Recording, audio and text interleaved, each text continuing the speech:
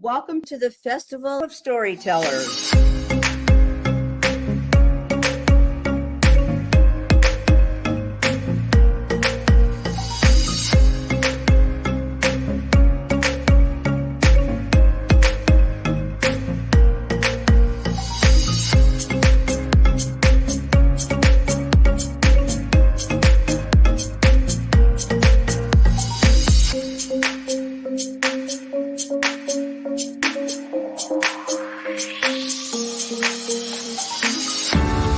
I can't tell you how excited I am to be on right now.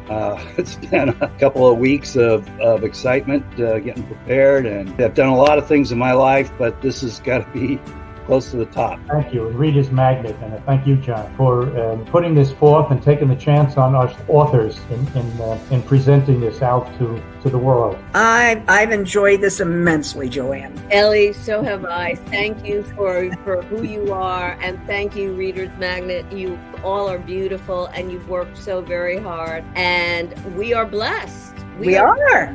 I thank everybody that's involved with this process, because we know writers need readers and writers need publishers. We thank Reader's Magnet and everybody that's involved. I love Reader's Magnet. They say, we share your stories with the world.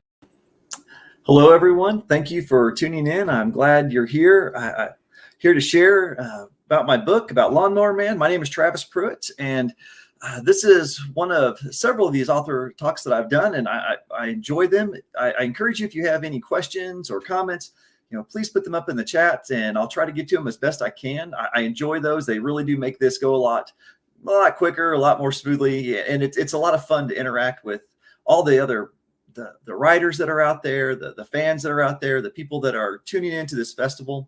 And so I encourage, if you have any questions or just, something you'd like to comment on, please do that. Today, I really am. I'm talking about Lawnmower Man, and it's the book that I had published this year through Page Publishing. But I don't want to just talk about the book. I am going to look at some certain parts of it, but I really want to talk about, I guess, the inspiration behind some of the favorite parts in it, and some of the things that I really enjoyed in the writing process as far as putting together those parts of the story. And I think that's kind of fun to hear from writers. I've seen a few on here this week where they talk about, oh, this was so neat to write this part or to really discuss this character. And so that's really part of what I'd like to do today with this is look at some things like that.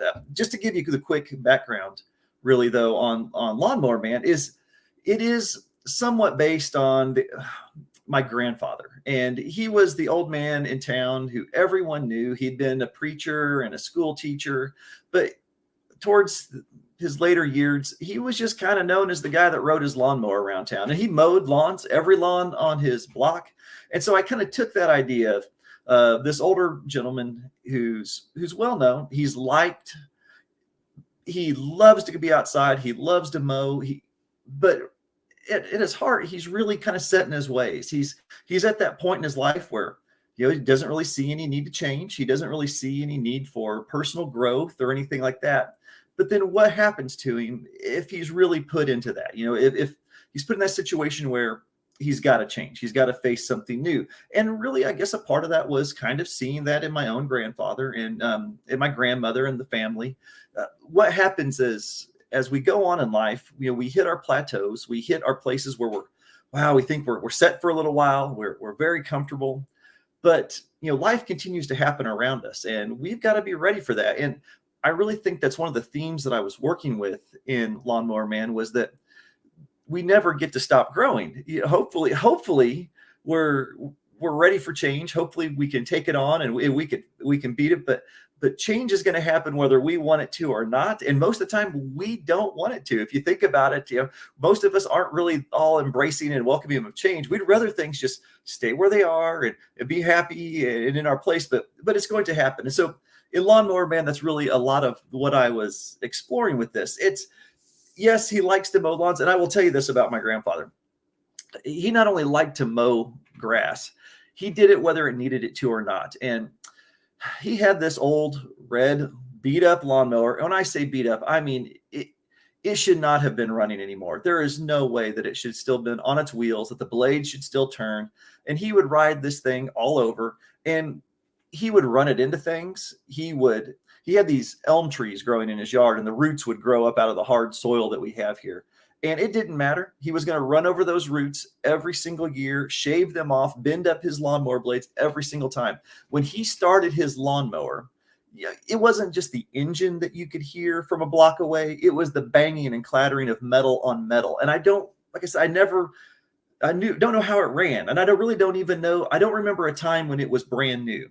From all the years that I can remember this one specific mower, it was always that level of beat up. I mean, surely at some point he did buy a mower that was clean and shiny and sparkly, but I don't ever remember that. And I'm sure the lawnmower before the end of its life, it couldn't remember that either.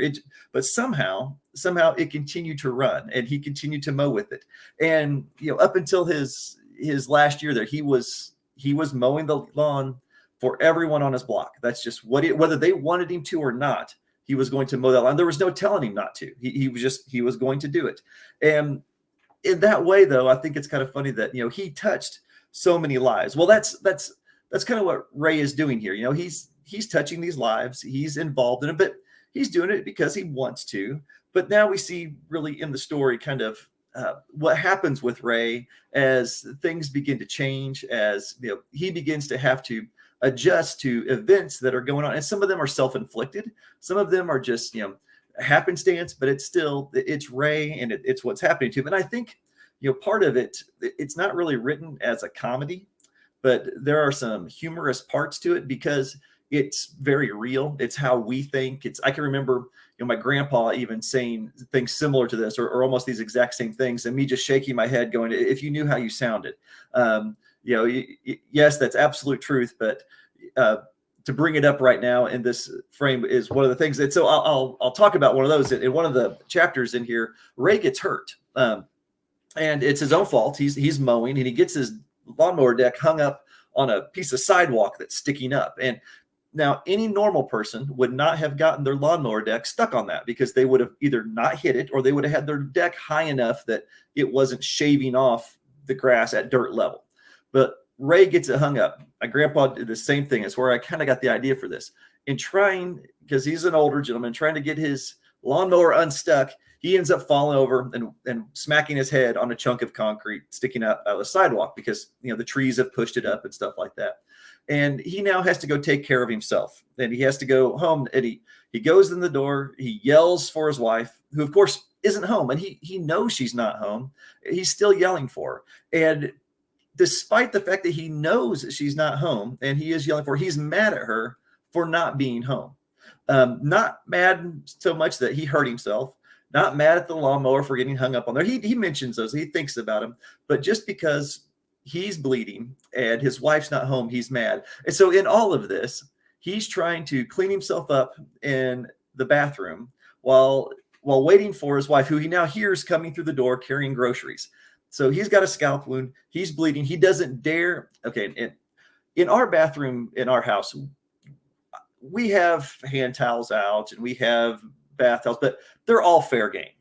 In my grandparents' bathroom, there were hand towels that had hung there above the sink, maybe 30 years. And I don't know that anyone ever used them. And maybe you had those grandparents who had those towels, but they were not for use. And so at this point, he's got his head in the sink, and he's trying to get a towel, but he knows better than to ever use one of those ones that's Val's towels. They're the hand towels, and you really don't use them for anything. So he's stuck there waiting for her to get back in. And in the meantime, this would be just like my grandmother. She knows something's going on. She's smart. she knows he's probably in trouble, but she is in absolutely no hurry to help him. Figures he's gotten into this mess, and she's just letting him go through it. And I can remember this really playing out. One of the fairgoers here was asking, if there are any therapeutic benefits to modeling a character of someone else. Yes, absolutely. One of the things I will say about basing characters, say, for example, my grandfather and grandmother, and like when I say base, I mean very loosely. These are not my grandparents that are in Mower Man. It's just some of the things that happened to them. When I look at that age that I was writing about right there, that's kind of where I was aiming for. But it's not them necessarily. But some of the things that they would say, the advice that they would give that then comes out in the book, I will say it's therapeutic because it gives me a chance to relive a few minutes with them. I loved them dearly. They were just wonderful people, great grandparents. And it's nice to be able to step back and say, hey, here's that moment that I had with them maybe 20 years ago.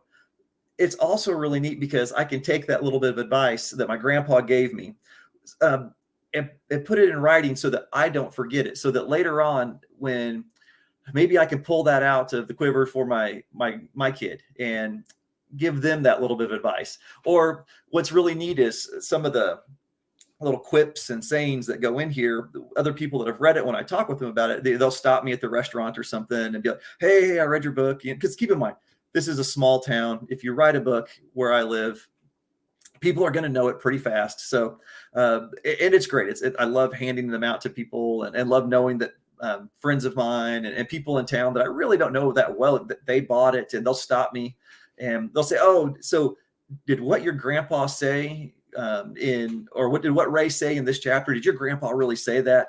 And I'll have to say, yeah, absolutely. That is the saying that my grandfather had. He lived by that. And it is the same thing with Val. Oh, did your grandmother really have a couch like that? And it's like, yes, absolutely.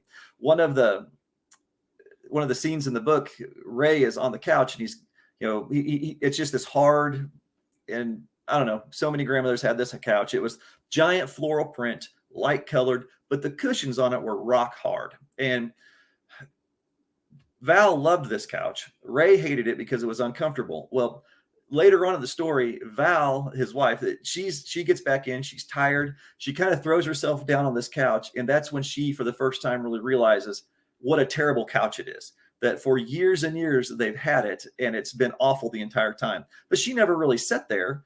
She had her own little chair, but now she realizes it. So I do think that's one of the neat things that a lot of what I did in the writing of this, really with the interaction between Val and Ray, is based on my grandparents, but it's also based on some other people that I know that I guess I like to see that little bit of a sarcastic relationship, not mean or anything like that, but I put it kind of like this. Ray and Val have lived with each other for so long that they know everything that the person's going to say before they even say it. And they're already tired of it. They don't want to hear it.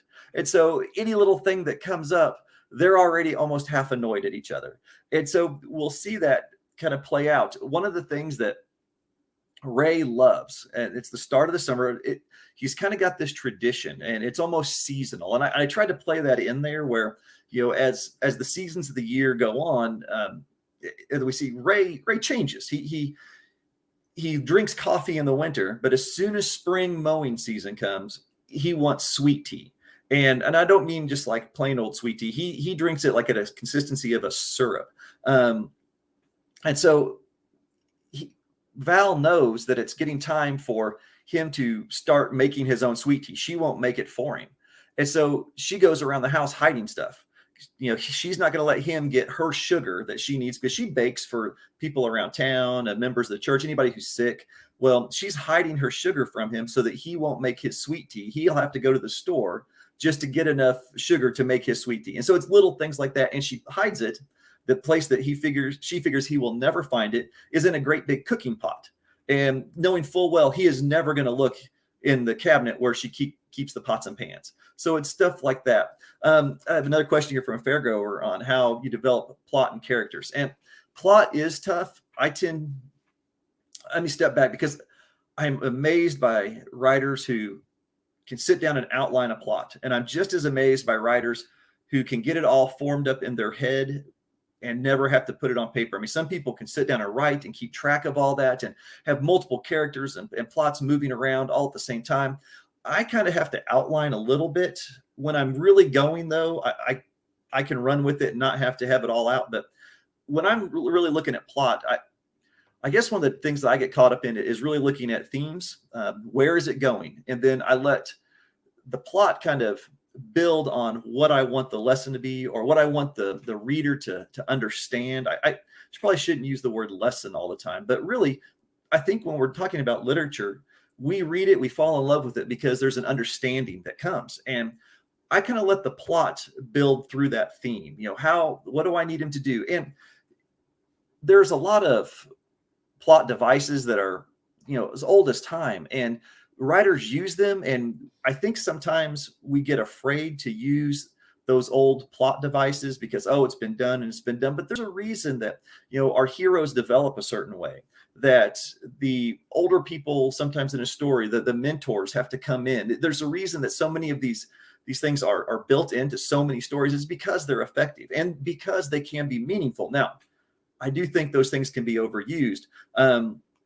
When I'm looking at developing characters, though, I guess one of the big things that I like to do with characters is take something that I already know, maybe a person, and not necessarily an exact person, but maybe a situation that I already know. One of my characters in Mower Man works at the wastewater treatment plant in town, and I worked at one for a while. Great job, I loved it. And just taking, how would a person who works there, I didn't base it really on any one person from the wastewater treatment plant, but how would a person who works there respond to this old man mowing his yard? And so then I build it in that way. Now, once I've got an idea of who he is now, then it's kind of neat to fill in that backstory. Well, where did he come from? How did he get to this town? Who were his parents? How did he grow up? And then also, I think a big part of building a character is realizing that even if they are just a minor character in your story, they have ideas of their own, that they're not just going to agree at all times with every other character. They're not just there in the background. They have a motivation of their own in their own life. So I think that's a huge part of building that character, is really that each one has ambition. Yet they have hopes and fears. And even if they're just going to be in for part of the page, what is that one little detail or thought that we as a writer can pull in to make somebody connect with? I think it fleshes out the story much better.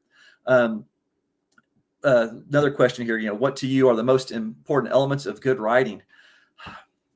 I believe there's so many. This is a good question. One of the things I'll say that whenever I'm reading something, if I think of it as good writing, is that I can envision it. And I can see it in my mind without the writer having to over-explain it.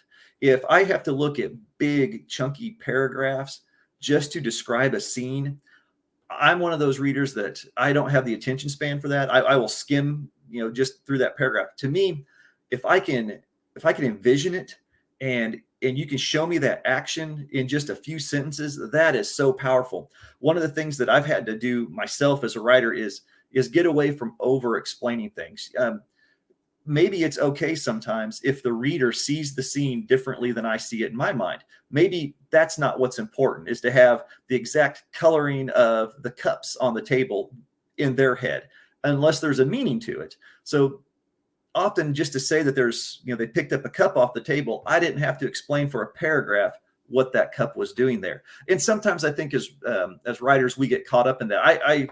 I'll say one of the things that I've had to do in both the books that I've published out there, it was actually go through and take stuff out, that we get caught up in word count and how long a story needs to be, when really sometimes we're over explaining things. I talked about it before, but I'll mention this. I had an entire chapter in this book explaining a car accident, and I ended up taking it out because it was overdone. It didn't really add anything or move the plot forward. It was necessary. It's a part of it. Ray goes through this. He's injured, but I also realized that in the accident, Ray wasn't going to remember anything. So it was kind of fun to actually, here he is one moment, and then the next chapter, Ray's in the hospital, and then you as the reader, you figured out very quickly, oh wow, he was hit by a car, and here's what happened, and here's what's going on. but I didn't have to describe the entire accident, because what happened in the accident really wasn't that important. And it detracted really from the overall story. Another question here: how do you use social media as an author? I do have Instagram, and I do have Facebook, and I do have author pages for that. And I try to use them. I put out some notes and stuff like that. And I've linked to the festival to my page. And I do like getting a little bit of feedback. I did do a few author things, right? Like a 12-day push where I would, especially right when Lawnmower Man had come out in digital format, where I was getting people to talk about their favorite genres, and I would tell what mine was, and we would talk about what the last book maybe you read or something like that. So I do use it some, probably not as savvy as I could be. I'll admit that. I am looking at doing a little bit more with it. I teach at a wonderful school where I've got students who this is what they do. And maybe next semester I might have a couple of them work with me. It'd give them a project, but it would also give me something, as we work through maybe building something there on that line. So it could be kind of fun. A great question here. When you're writing an emotionally draining scene, how do you get in the mood? An emotionally draining one, it's very tough. In this book, there's a few. I will kick back to another book that I did, Eddie's Goat, and it should be coming out towards the end of the year, maybe early January, whenever it'll hit the shelves again. And there were some heart-wrenching parts in it because they did really hit very close to me and my family, and it was tough. And I will say those were the hardest chapters to write. When it's something that's that close to you, you actually have to sit down and take it slowly, make sure you're breathing while you write. And it is very tough to do that sometimes. So I will say the emotionally draining ones, usually I have to already be in the mood that I'm wanting to set in that particular scene. I could not have written a heartbreaking scene like during a great mood day. If it's sunny, bubbly outside, I'm chasing, bubbles with my kiddo, not going to be able to turn around, sit right down and write a scene that's going to make a reader cry. That would be tough. I have to kind of get myself ready for that. Now, that being said, I have been in, stressed moods or bad moods and sat down and started writing something that ended up being fun and lighthearted and pulled me out of that mood. And I think it's easier for me anyway, to go that way as far as the writing part of it goes. The other one, if there was going to be a movie, what would be your vision for a trailer teaser? Oh, wow. It would have to be just very simple. Old man riding on a beat up lawnmower, and my cover people who did mine, it's perfect. It's just this old dirty mower, but it's old man doing it. And he's content. He's smiling. His wife is looking out the plate glass window. She's smiling. And then the next thing there's kids running in, and you see him bandaged up. And then, you see his dog barking and playing while he's kind of hobbling around on a cane. But then at the end of it, you see him watching someone else mow while he's content and he's happy with what he's doing. I think you would have to see that change even in the trailer without giving everything away in it. I think that would have to be it. It's one of those books. It's not going to be an action-packed book by any means, but I think that would work out well for this one. And who would I cast as a lead for the movie? Oh, wow. That one, I really don't know. There would be so many people that I think could play Ray Sanders in this book. But I'm not too sure who I would have to pull for that one. I'd have to really think about it, because to hit that age just right where, spry enough, got a good sense of humor, able to kind of roll with the punches, but at the same time have enough attitude to kind of spark back. I mean, Jeff Bridges maybe would jump right in there or something like that would be great, but I don't really know. And I will keep on going here on the book. I got another one. If you could meet your characters, what would you say to them? Well, some of them I would agree with. That's one of the things. Like Ray, since I'm writing it kind of from my point of view, is seeing like how I see change and stuff like that go. I would have to tell him like, wow, I agree with what you're saying, but it's such a hard lesson to live and not just learn. One of the things that Ray talks about in here, when he's talking with Val towards the end of the book, he's talking about change and how we have an idea of who we are. And we have an amazing idea of self, that this is who I am. This must be how the world sees me. But then when we step back and we look at ourselves from outside, are we really the person that we want to be? Are we really the person that the world sees us? And so with Ray, he's a devout churchgoer. He's a good man that mows everyone's yard for free. He looks for opportunities to help out a neighboring family who's kind of in need. He does these things. But when he really steps back and he realizes he's doing it for people that are like him in many ways, for people that he gets along with, for people that will be thankful for it. When in truth, when he's trying to help out people in the world, what he kind of realizes is that he should also be helping the people that maybe aren't going to say thank you, that he's not going to see Sunday morning at church. He needs to help out the people who aren't expecting a handout or help from anyone because they've been left on the fringes of society for so long that they just feel left out. And he realizes that's where those are the people that really need the help, and that's where he should be going. So I would say, that's tough. That is such a tough realization, and it's very hard to live that. For some of the other characters in the book, he's got two neighbors. They're quite a bit younger than him, and they both grew up in town there. And I would say, keep watching out for him. A guy like Ray, he's going through a tough time. Keep watching out for him, and that's really what they are doing throughout the book. If I was going to write a spinoff about a side character, there's a character in here, Alex, and he's the closest one to a character who's had genuine adventures. So he's the neighbor. He lives there's a big lot between Ray and Alex. And Alex, he lives in a very simple house on a corner lot. From the outside street, that you would have no idea that there's anything exceptional about the house.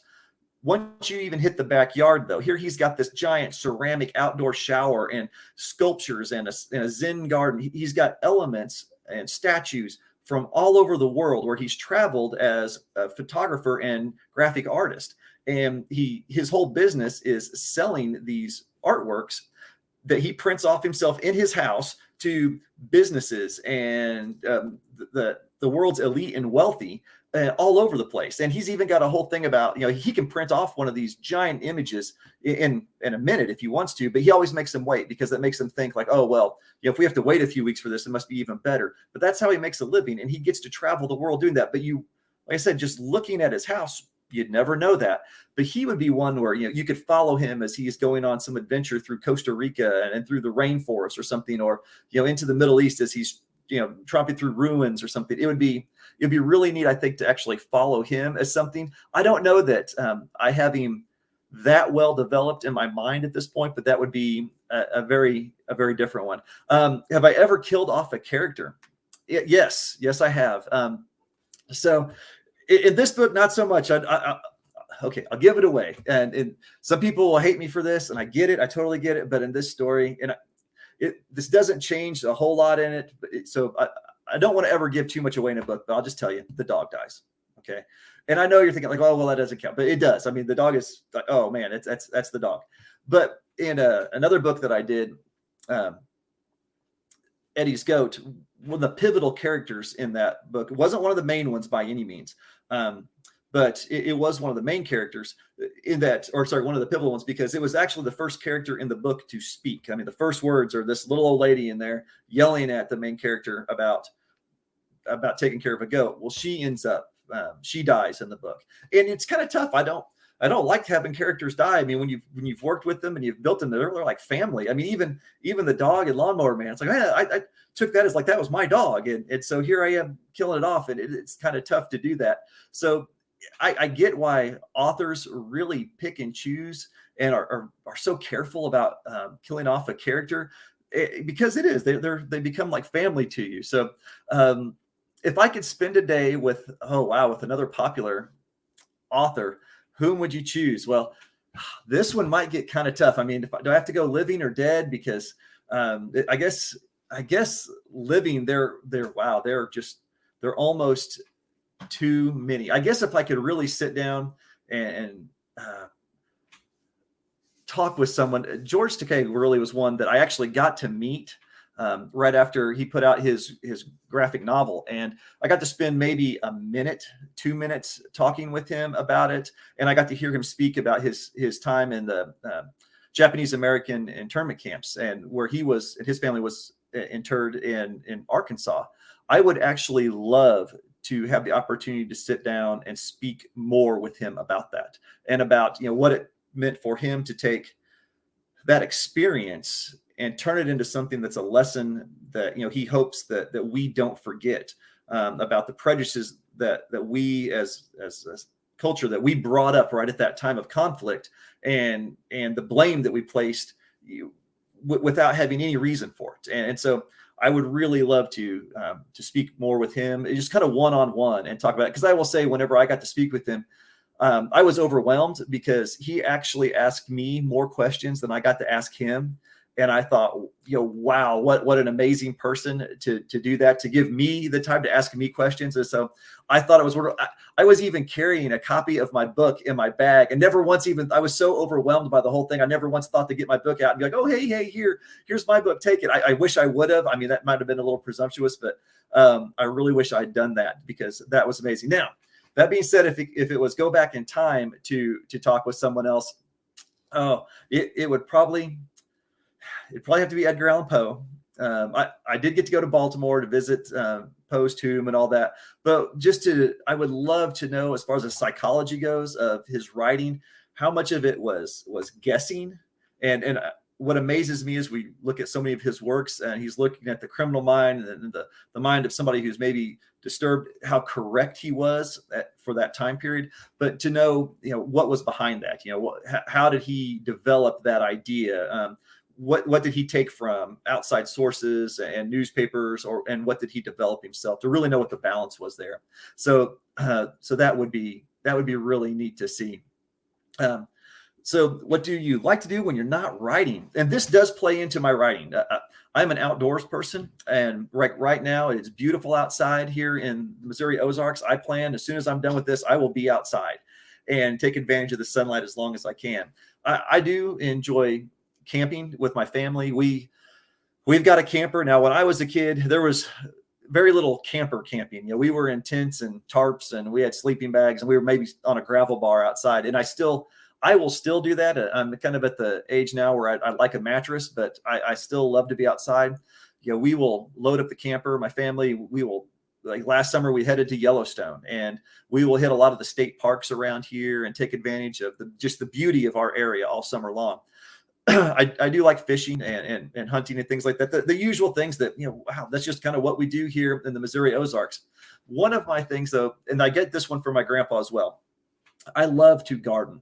I absolutely, doesn't mean I'm great at it, but I really love growing things, tomatoes and peppers and things. And I will grow so many plants that I won't even use. I mean, I'll know there's no way that I can eat all the peppers that I'm growing. And when I say peppers, I mean like hot peppers and things like that. I've dialed it back. In past years, I was that person that, people would yell at me to get off their lawn because they knew I was probably bringing them yellow squash. And that's, I'd have a truckload of it or something.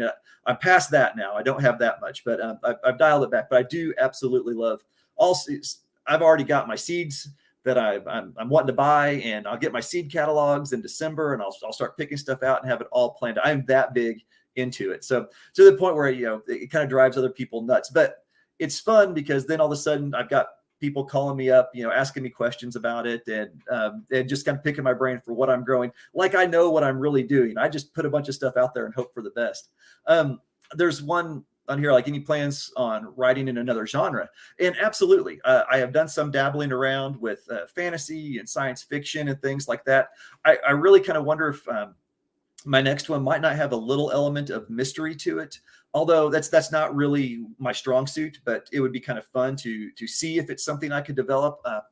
What I've looked at in writing mystery, for example, it is tough. I mean, to have that crime in your mind completely down to every single detail, to have it all ready. I tend to be a little more by the seat of my pants writer, and so that might be a little tough. It'd be something I would have to really buckle down and do. But I have written several different things in the fantasy genre. I have one that I wrote a long time ago. It'll never see the light of day, but it's something that was fun to do. A book, and very stereotypical fantasy, I should say. And then I've got one that I've kind of worked on and off with a young girl on a farm, and what's kind of going on in the other world that's attached to that farm as far as something. So I do have I do have those other elements in there that I like to mess with. Although I really will say, I feel as though my strength is in writing what I can see and writing for and about the people and the places that I know and can touch. I think I have a wonderful imagination for fantasy, and actually fantasy lit and sci-fi are both one of the, those are the two genres. I love reading those genres, and I will go through phases where that's all I'll read. But as far as writing, I feel much more comfortable in the genre that I'm in. So, but that doesn't mean it won't change, and as I grow, as I start writing a little bit more for my kids, that absolutely could change too. Do you hear from your readers much? Yes, I do some, not a whole lot. I will just say, most of the people that have read my books are people I know. Not everybody. I mean, I can look at sales and stuff and see that they've been picked up around the place. And I've had so when I say that I hear from them, it is usually somebody that maybe I know around town. It's like, oh, hey, so-and-so said you had a book and I bought it and I read it. I really like this and that. And every now and then you'll get like, oh, I didn't really understand it or something like that. And those are fine too. But really overall, I will say this, and it kind of goes to the fear of writing. You're going to be judged, and people are absolutely, they're going to read it and they're going to have opinions about your work. But most of the people that are reading our books, they're nice, they're decent people. They're not going to tear you apart. And if they do, that's okay too. I mean, it's going to happen. So you got to be ready for it. But I will say most everybody has been, almost everybody has been very nice about it. Have you read anything that made you think differently about fiction? Absolutely. So going as far as a book that absolutely changed the way that I looked at how writing and storytelling could be done, and how a lesson can be put into a story, and how we should use our writing to do it. It's Ishmael by Daniel Quinn. It was absolutely one of the books, and there's a series of them that comes out after that's just the first one in it. Pick it up and see if it doesn't change how you think about not just the world, but about how we can approach a story within a story, and even have a storyteller within our story. And so that really is one of the things that made me think about, as a writer, I'm not just the one telling the story. My characters need to be telling the story and making that story move along. Do you hide any secrets in your books? And if I skip one, guys, I am so sorry. I'm not meaning to. Do you have any secrets in your books that only a few people will find? I have characters in my books that if the right people read them, they're going to be able to point right at a person and be like, wow, yeah, that's exactly them. Or, but it's not that I'm basing any one character off of a single person, but it's going to be like, I know that person. And you could travel to 100 different small towns in the area and have 100 people read that book, and everyone's going to be like, I know that person. I know that person. They're going to pick one of the characters for example, in Eddie's Goat is a gentleman named Larry. Great big guy, wears flip-flops and a skull cap and overalls everywhere he goes. And anybody that's read it's be like, oh, I know who Larry is. And they'll all guess. And none of them, like, I don't have a person necessarily in mind, but it's funny how everyone has that person. But as far as secrets go in it, probably not like anything deep and meaningful, other than like, yeah, you can picture the house I'm talking about if you really know, or I might be kind of poking fun of a really, really good friend of mine in one. I have in one of my stories a whole scene about my character Eddie trying to lasso for his first time ever. He's trying to help catch a horse, and he slips on ice and he falls down and he bangs his head, and the lasso goes straight up in the air, but somehow it actually falls on the horse's head, lassos it while the horse is running the other way, and he gets dragged along the ground. And I don't know if anyone else hardly knows the story, but I have one of my best friends, best man of my wedding. It's him. This happened to him. He told me the story, and I'm like, oh, that has to go in. So very few people would really know that is him. Do you Google yourself? I don't really know that I have. Now, I have looked for my book, and I've put Googled like author Travis Pruitt just to see where it will come up. So I guess I've done it a little bit. I Googled Travis Pruitt Lawnmower Man several weeks ago, and just to see what reviews were coming up, or maybe where else I could find the book other than, because it's on Amazon, it's on Barnes and Noble and a few other places. And my favorite one was like Gardening Today online magazine, they had a review of Lawnmower Man.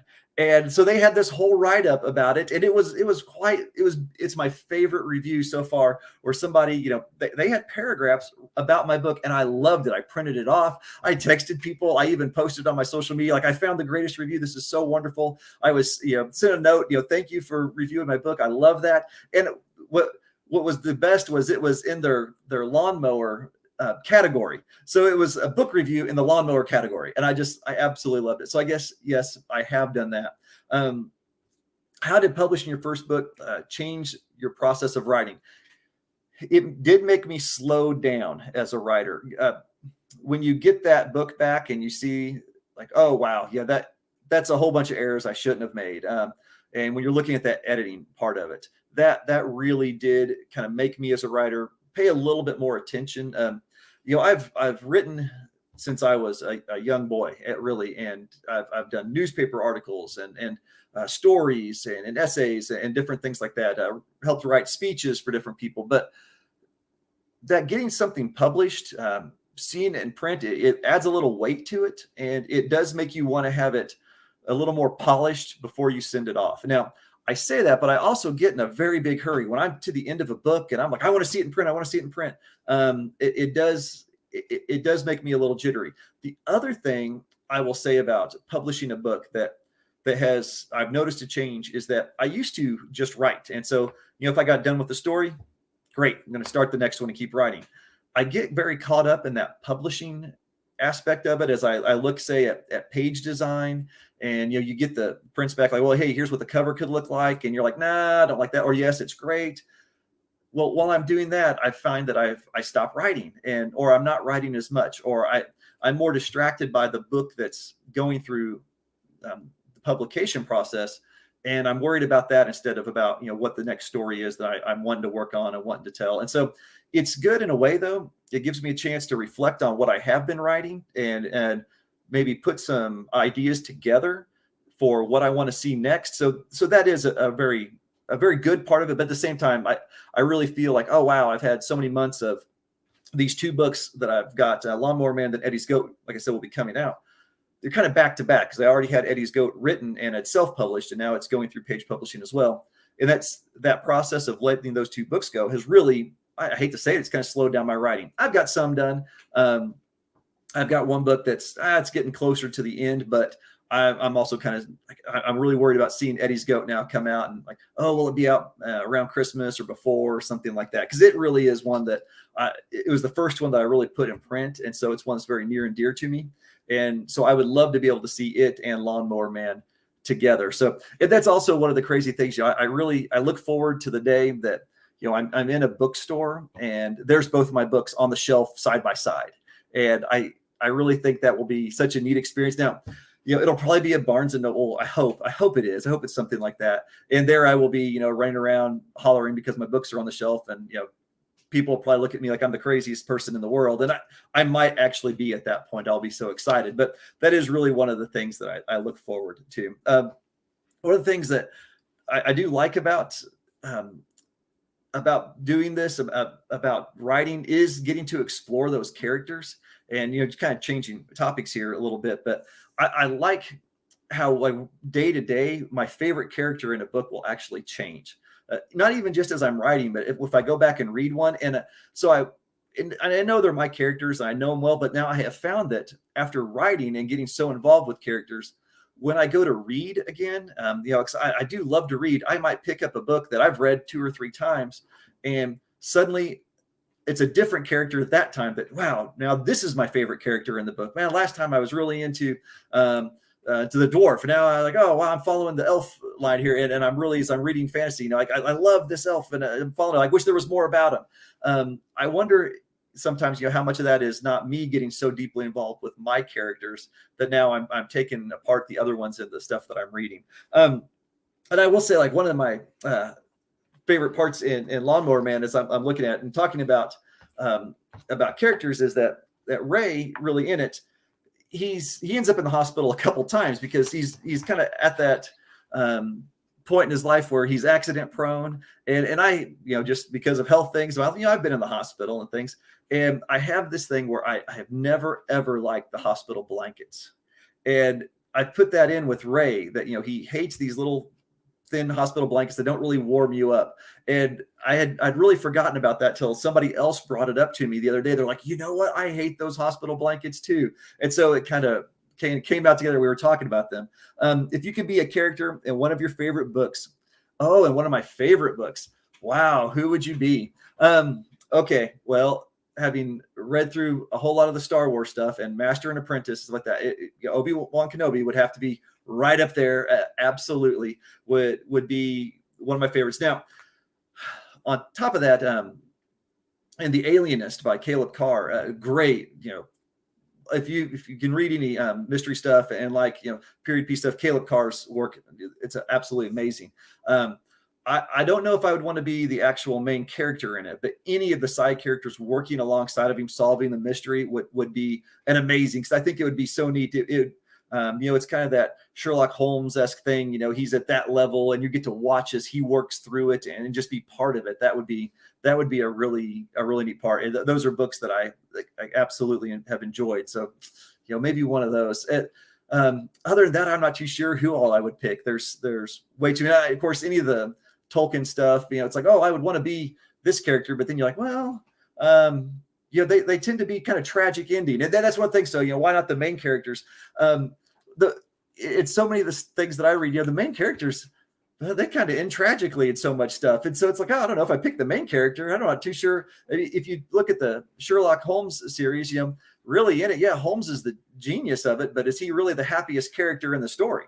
And so I do think that's a big part of it with me too, is, you got to look at that full surround of who gets to be where. If you pick Lord of the Rings and you're like, oh, well, of course I'd want to be Frodo or something, like, well, he suffers for years and years, and you got all this to look at. There's other characters that, I'd pick Tom Bombadil, because, you wouldn't even have to worry about anything. You just kind of bounce through your little part of the world and enjoy it. So that's one of my big things. I always look at, hey, I kind of want to smile and be happy. Now, in some stories, absolutely, I think maybe the main character would be a big one. So, but those are just kind of ones that I was picking out myself.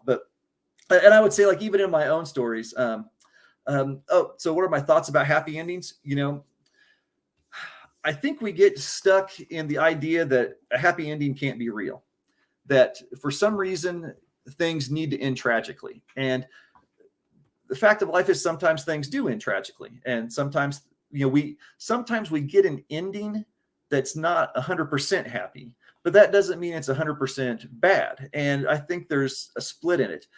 With Lawnmower Man and with Eddie's Goat, with both of them, there's some resolution there. There's some happiness. There's some good feelings that are going on, but they're good feelings going on in light of what else has happened. That, it's not exactly a celebration time. It's not a party or something like that. There's bad things that have happened, but our characters at the end of it have come together for a realization of, hey, we're okay. This is just how life is. So I think that sometimes happy endings are completely appropriate in a story. I think in The Princess Bride, it should end happily. That would not work as a story any other way. But at the same time, when we're looking at so many of our other stories, we need to know that other people are going through bad times, and that, even in that bad time, sometimes we can come out smiling on the other side of it. So I do think there's a time and a place for them, and I enjoy a happy ending. I will say that there have been movies I have never watched again because it did not have a happy ending, and I wanted a happy ending at the end. And that just, it happens. And sometimes you don't get that. So I think the same is very true in literature. Sometimes if I'm building all the way through, and sometimes I think a happy ending can seem a little forced when, you're looking at a book where somebody's dealing with heartbreak and tragedy, and suddenly you throw a happy ending in, and it's like they completely forgot about all the bad stuff that had just happened, the day before. That doesn't work that way. That negative things in life, those bad things in life, they're still there, even if the next day is a good day. You're still dealing with kind of what happened, but that's a good part of about writing like this is, we can show that, hey, it's another day. The sun has come up. Yes, we still have yesterday's things to concern us, but we also have to worry about what's going on today. And if today's a good day, enjoy that good day and live through it, live with it. And hopefully you can build on it, and the next day will be even better. And so that's really one of the things that I like to point out really in my writing, is that we're all going to deal with tragedies, and we all have, some of it's completely out of our control, but it's the choice of how we deal with things. It's the choice of how we will look at life that really kind of determines our mindset for the day. And sometimes, our mindset's going to dwell on those, and it should. We shouldn't just ignore things. But I think when we get into literature, when we get into reading, when we really put ourselves into a book as we're going page by page, that's one of my best ways to really leave that worry of the day for a few moments, to really step into somebody else's world. And sometimes it's nice to see that they're dealing with the same thing.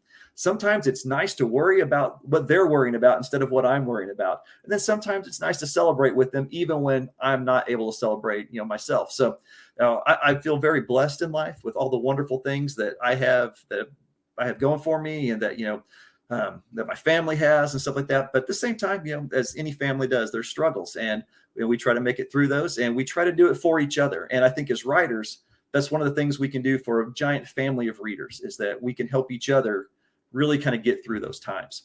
But the last question, what's the trickiest thing about writing characters of the opposite gender? Oh my. So I do struggle with that. I think almost all writers do. And I think there's so many little tropes and little quips about what people say about it. I believe one of the big things for me, if I am writing a female character, is to let somebody else read it, let my mom read it, let my wife read it, and let them comment on it. And usually within the first few lines of writing someone, they can spot like, oh, you don't want to do this. No, this is a stereotypical thing, or no, you're playing into this stock character idea. And that is one of the biggest helps. It's very tricky to not write, say, a female character if I've got a 20-something-year-old female character, I want to write her as I see every 20-year-old something. And that's not how it works. I mean, you've got to take a look at, okay, what is their motivation in life? Where are they at? Where did they come from? And on top of those things, what is their hope for tomorrow? What do they want, and how would they go about getting it? And so I think when we start doing that, instead of worrying about them being a different gender, worrying about them being a person, and a person who has those same hopes and dreams, that's when I think we get better at writing someone. And it's something I've had to get my head around, that I wasn't, this didn't come naturally at that level of thinking. It was something that as I wrote more, like, that's not, you're writing that person, that character like you want them to be, but really you've already established this is what they're worried about. So we've got to kind of break that. If I could invite me, 3 people for dinner, whom would you invite? Oh my goodness. So that one's so tough. Now, I would want there to be conversation that went along well with the whole thing, but Neil deGrasse Tyson, just like throw that one right there, boom, because I would just love to hear him talk and be able to visit with him. That one would definitely go right up there. And now, after that, it gets so tough as far as other people. And honestly, they might actually be writers, but I'm not too sure who all I would want. I would say, being a Star Wars kind of nerd and fan, I would love to actually talk to George Lucas and have that kind of conversation. But at the same time, when we're looking at some of the current writers and directors for what's going on with the saga, I would probably go with that too. But 3 people for dinner, and then this is going to sound kind of cliche, I would want my grandpa there. He really was. If there was a person who could talk to anyone, and I would like for him to be able to come back and visit, it would not matter who sat at the table. He would be able to keep the conversation going and make sure everyone, no matter what, had fun. He could talk about science. He could talk about math. He could talk about storytelling. It would not matter to him. He could absolutely, and no matter how smart the other person was, or how good of a storyteller, my guarantee, my grandpa would be dominating the conversation, having everyone just, slapping their knees, laughing with what he could tell. Well, I'm getting really close to the end of my time now. And I do want to thank everyone so much who's come on. I thank you guys so much for all the great questions. This has been by far the best that I've had as far as questions go, and fun stuff. If I describe myself in just 3 words, okay, it goes back, easy country charm. That's it. If I describe myself in 3 words, I would like to say that was it. It's probably not, it's probably like, English teaching dork or something like that, but I would like to say easy country charm. And thank you so much for tuning in, for listening. Thank you so much for attending. And I hope you've enjoyed it as much as I have. I hope you tune into the rest of them today and tomorrow and see what all great things are going on out there. Thanks to Reader's Magnet. And once again, Lawnmower Man, Barnes & Noble, Amazon, you can pick it up. Search for my name, Travis Pruitt, or for Lawnmower Man. It'll come up on there. You can find on Instagram at author.tapruitt or on Facebook at author.tapruitt. And please, tune in. I might have another one tomorrow. I'm not too sure on times. I'd have to look at that. But if you get a chance to, please check those out. I would sure appreciate it. And, buy books and have a good time. And thank you so much. And I'll tell everybody goodbye now. Goodbye.